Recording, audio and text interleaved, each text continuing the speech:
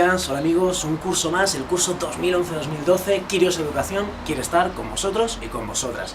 Este curso venimos con un montón de ganas, con nuestras propuestas renovadas, puestas en forma y listos para lo que nos queráis pedir.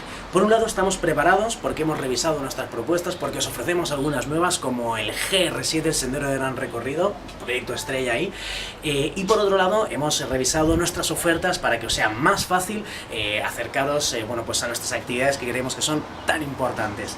Y venimos con muchas ganas porque en este contexto de crisis que parece que cada vez sea más grave, algunas de nuestras actividades seguro que a los ciudadanos del mañana o los ciudadanos del hoy les pueden dar una pista de hacia dónde podemos caminar para que, como dice esta pancarta que hicieron los linces del campamento de Félix Rodríguez de la Fuente que hemos organizado este verano, podamos vivir más en armonía con la naturaleza y más en armonía con nosotros. Y es que estamos muy contentos, muy contentas de ofreceros un curso más, propuestas educativas por un mundo mejor. Muchas gracias por confiar en nosotros. Hasta luego.